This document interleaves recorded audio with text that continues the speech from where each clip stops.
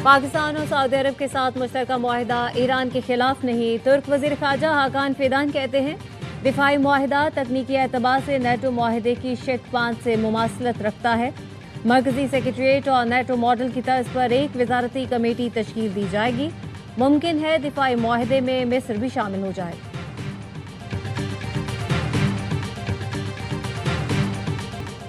Pakistan, Saudi अरब और तुर्की के दरमियान तारीखी दिफाई मुआहिदे पर मुल्क भर में जश्न। वफाकी दारुल हुकूमत इस्लामाबाद और सूबाई दारुल हुकूमतों को शानदार अंदाज में सजाया गया।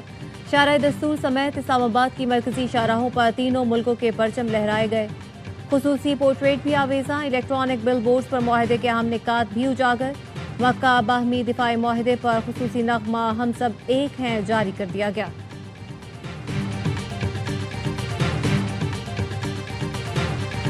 मक्का दिफाई मुआहिदे के बाद भारत पाकिस्तान के मफादात का एतराफ़ करने पर मजबूर। भारतीय मीडिया ने दिफाई मुआहिदे को पाकिस्तान के लिए अहम करार दे दिया। भारतीय मीडिया का कहना है मुश्तरका फौजी मशकें और टेक्नोलॉजी की मुंतकली पाकिस्तान की दिफाई सलाहियत बढ़ा सकते हैं। इंडिया टुडे के मुताबिक इंटेलिजेंस शेयरिंग मुश्तरका दिफाई पैदावार और पाकिस्तान की जंगी तैयारी मजीद मजबूत कर सकती है।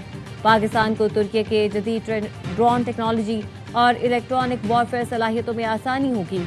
सऊदी अरब की माली मुआवनत और तुर्की की दिफाई टेक्नोलॉजी पाकिस्तान के स्ट्रेटेजिक मफाद हैं।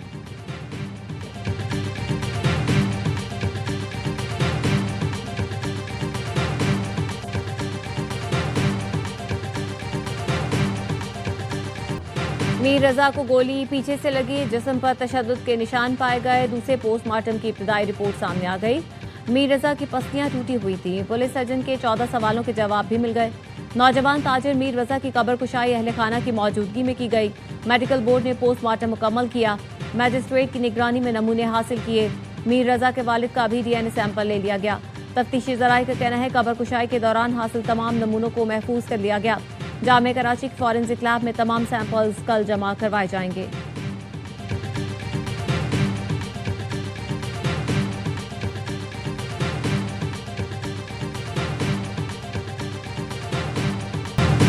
पोस्टमार्टम से साबित हो गया मीर रजा को कत्ल किया गया। वालिदैन की मेडिकल रिपोर्ट के बाद मीडिया से गुफ्तगू कहा। खुदकुशी पर जोर दिया जाता रहा। 10 दिन से कह रहे थे तशद्दुद करके कत्ल किया गया। जिम्मेदार होते हुए IG ने क्यों गलत बात की? बेटे से मुताल्लिक गलत बातें फैलाई गईं। खुदकुशी होती तो रिपोर्ट में सामने आती। हमें नहीं मालूम कत्ल में कौन से अनासिर मुलव्वस हैं। पुलिस को सब खबर है।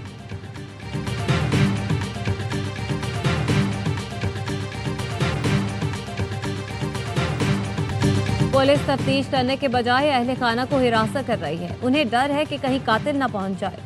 वकील जिब्रान नासिर कहते हैं मेडिकल रिपोर्ट में मीर रजा पर तशद्दुद साबित हो गया। लगता है उसे कत्ल करने से पहले मुक्के मारे गए। मीर रजा की तोड़ी पर जख्म और माथे पर चोट का निशान था। उसकी कमर पर गोली लगी। 5वीं पसली पर असर हुआ। कराची पुलिस चीफ ने कहा खानदान मान ले कि मीर रजा ने खुदकुशी की है।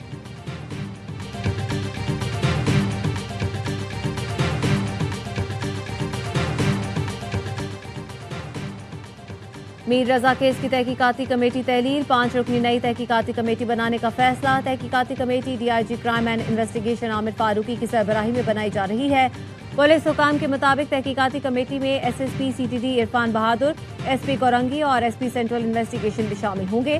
स्पेशल इन्वेस्टिगेशन यूनिट के सीनियर अफसर गजनफर भी कमेटी का हिस्सा होंगे।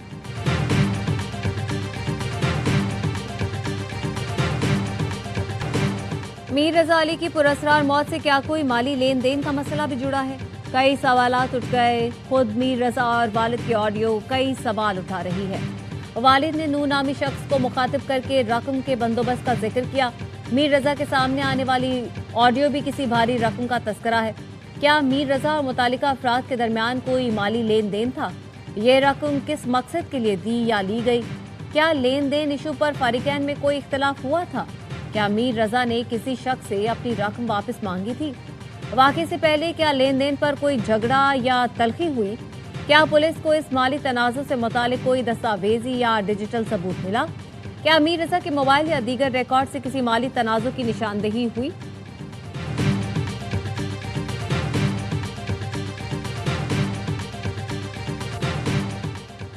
अमेरिकी महकमा दिफा की दिफाई कंपनियों को असलहे की पैदावार बढ़ाने की हिदायत। अमेरिकी नायब वजीर दिफा ने दिफाई कंपनियों को नई पैदावारी हिकमत अमली पेश करने के लिए 21 दिन की मोहलत दे दी।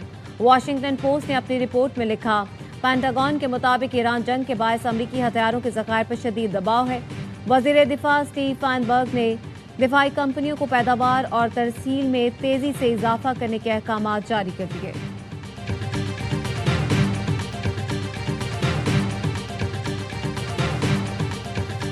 जंग के बारे में फैसला हुकूमत के इख्तियार में नहीं। अस्करी कमांडर बेहतर जानते हैं कि जंग करनी चाहिए या नहीं। ईरानी सदर मसूद पेज़ेशकियान कहते हैं सुप्रीम लीडर जो भी फैसला करेंगे आखिर तक साबित कदम रहेंगे।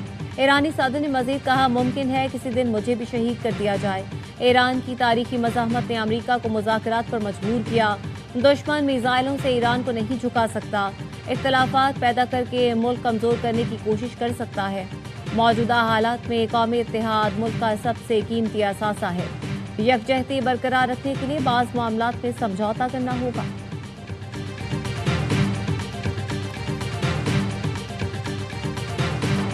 ईरान और ओमान के दरमियान मुआहदे का मतलब आबनाए हुर्मुज़ फौरी खोलना नहीं। वज़ीर ख़ारजा अब्बास अराग़ची ने कहा, ओमान से आबनाए हुर्मुज़ से मुतालिक मुज़ाकरात हतमी मराहिल में हैं। मुसल्लह फ़ौज के नक्शे की बुनियाद पर आर्ज़ी बहरी रास्ता तय करने पर काम जारी है। आबनाए हुर्मुज़ को दोबारा खोलने का फैसला दीगर शराइत और अमरीका की जानिब से मुआहदे की खिलाफ वर्जी के अजाले से मशरूत है। ओमान ने मुज़ाकरात को मुस्बत करार दे दिया। कहा, मुज़ाकरात में तमाम फरीक के मफादात को मद्देनजर रखा जा रहा है। मुज़ाकराती अमल मुतासिर करने वाली कार्रवाइयों से गुरेज की अपील कर दी।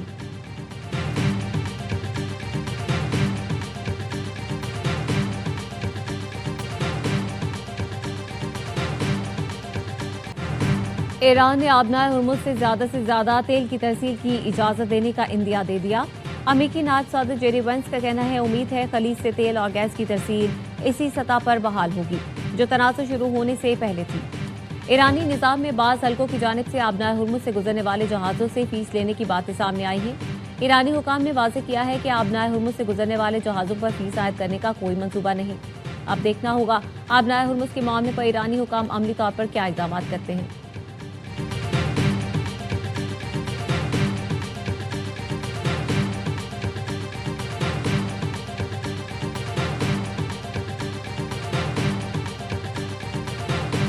लाहौर और गिरदोनवा में कहीं हल्की कहीं तेज बारिश। मौसम खुशगवार हो गया। महकमा मौसमियात की आज कश्मीर, गिलगित बल्तिस्तान, बालाई खैबर पख्तूनख्वा, शिमाल मशरक़ी पंजाब और शिमाल मशरक़ी बलूचिस्तान में चंद मकामात पर तेज हवाओं और गरज चमक के साथ बारिश की पेशगोई।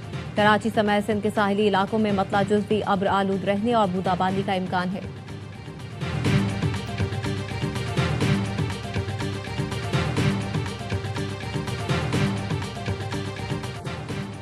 मानसून में नकासे आब की नई स्कीमों से सूरत हाल में नुमाया बेहतरी आई। अब बारिशों के बाद दिनों, हफ्तों या महीनों जमा होने वाला पानी घंटों में निकाल दिया जाता है। वज़ीर आला पंजाब मरियम नवाज की बिहाड़ी से मुंतखब होने वाले अरकान असेंबली से गुफ्तगू। कहा, पंजाब डेवलपमेंट प्रोग्राम से पहली बार पूरे सूबे में यकसा तरक्की का कल्चर मुतारिफ करवाया। अवाम की खिदमत का जज्बा अपने कायद नवाज शरीफ से विरसे में मिला। बिहाड़ी मुल्तान रोड की फौरी तामीर इलाके के अवाम का हक था, जिसकी अल्लाह ने हमें तौफीक दी।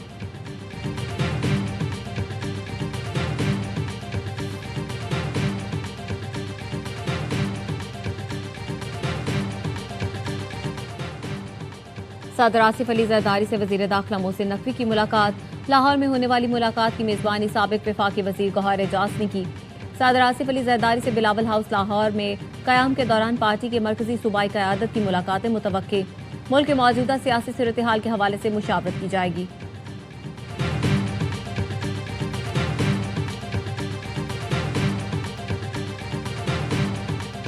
आज़ाद कश्मीर में इंतखाबात का तीसरा मरहला। जिला बाग और हवेली में इंतखाबी मुहिम खत्म। बाग के 3 और हवेली के 1 इंतखाबी हल्के में पोलिंग कल होगी।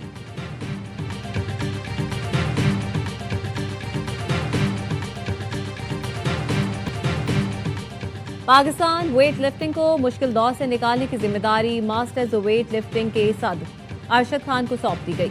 डीजी स्पोर्ट्स बोर्ड ने 3 रुकनी कमेटी बनाकर इंटरनेशनल बॉडी से ताल्लुकात की बेहतरी का टास्क दिया। अरशद खान की सरबराही में पाकिस्तानी वक्त ने ताशकंद में इंटरनेशनल और एशियन वेट लिफ्टिंग फेडरेशन के सदूर से मुलाकात की। पाकिस्तान में खेल को दरपेश मसाइल पर तफसीली बात हुई। आलमी अहदेदारों ने अरशद खान को सराहते हुए साथ मिलकर काम करने के आज़म का इआदा किया।